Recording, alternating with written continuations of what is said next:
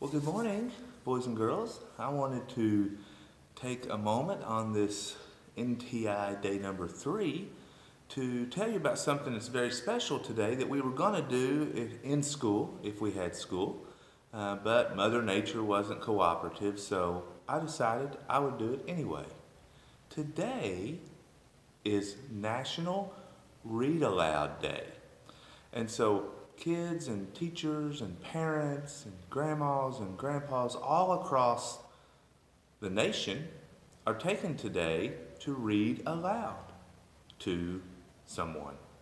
So what I'm going to ask you to do, and I think it'll be fun, is for you on this NTI day to read a book aloud to maybe your parents or to your little sibling, or maybe even to just some stuffed animals that you pretend are your students. And so today is National Read Aloud Day. So I'm going to encourage you to read a book aloud, out loud, to someone today. Now, I'm not going to ask you to do something that I'm not willing to do myself. So you guessed it, and you know where I'm sitting. I'm sitting in the library here at Irvington in Miss Garner's Read Aloud spot, and I'm pretending that I have a classroom full of students all around me. And I've chosen a book today from our very own library. It's called A Garden for a Groundhog. And you can imagine why I chose that book, because tomorrow is Groundhog's Day. So sit back, relax, enjoy, and know that this is an AR book. So when you can't take AR tests from home, but when we get back to school on Monday, everyone in the school will be able to take a test on A Garden for a Groundhog. It's by Lorna Balian. Hope you like it. The O'Learys had a bit of a farm, a small cottage for the two of them and their cat, a tiny shed for the goat, the lamb and 2 chickens, and a tidy little garden with an apple tree. It wasn't much of a farm, but it was enough, and it belonged to them.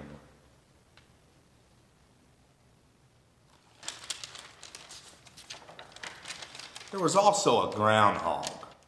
He didn't belong to anyone, just himself. He lived in a burrow under the apple tree.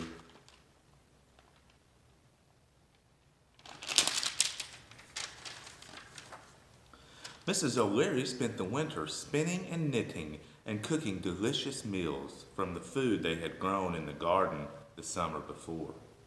They ate zucchini squash soup with egg dumplings, zucchini bread with goat cheese and pickled beets, zucchini casserole with potatoes, peas, and beans, zucchini salad with yogurt, cabbage, and tomatoes, and zucchini carrot cake.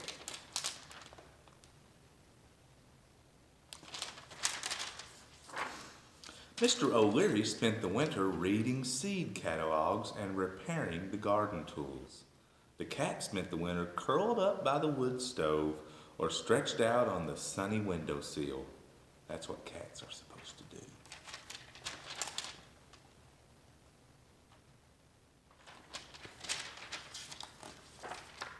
The goat, the lamb, and the chicken spent the winter giving milk, growing wool, and laying eggs. That's what goats, lambs, and chickens are supposed to do.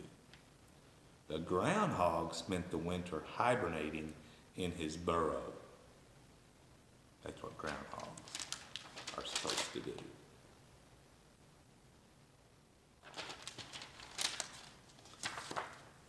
Along about February, which is today, everyone began feeling restless. Mrs. O'Leary had used up all of the wool. Mr. O'Leary had ordered the garden seeds. The cat dreamed of chasing mice in the fields. The goat, the lamb, and the chickens longed to kick up their heels in the grass. The groundhog was feeling twinges of hunger. He hadn't eaten anything all winter. He wasn't supposed to.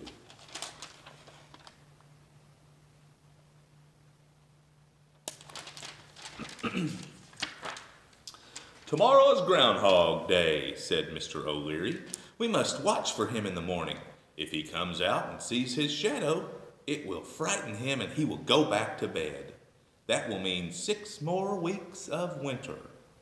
If he doesn't see his shadow, he will stay awake.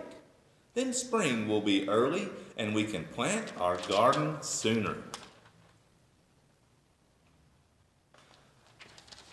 Let's hope spring comes early for us tomorrow. Such foolishness! When that groundhog comes out of his hole, it's only going to see if we've planted anything yet. After all of our work, he ate more from the garden last summer than we did, said Mrs. O'Leary. That's what groundhogs are supposed to do, my dear. They eat all summer so they can sleep all winter. We must allow him some food in exchange for his help in forecasting the weather. I have a plan that will ensure that he only eats what we want him to eat this summer, said Mr. O'Leary.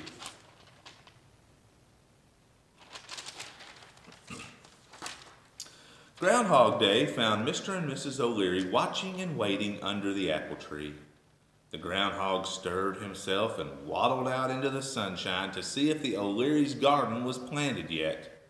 When he realized it wasn't, he trotted back to bed, just as he was supposed to.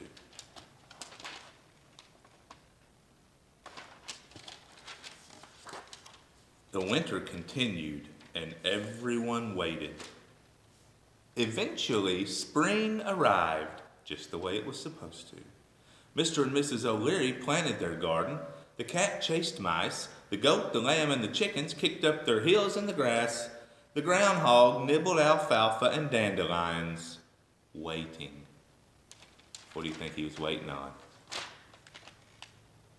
The garden to be planted. Mr. and Mrs. O'Leary weeded, watered, hoed, and fussed. That's what gardeners are supposed to do. There they are, weeding and hoeing, fussing. The garden grew just as it was supposed to, and it was beautiful. There were plump red tomatoes, sweet juicy melons, tender peas and beans, crisp carrots, big round cabbages, onions, potatoes, beets, and berries, all for the O'Learys. Maybe.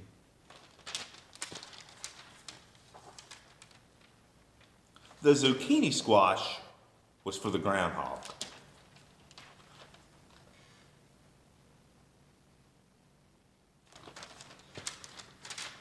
Put a little sign on it that said groundhog zucchini.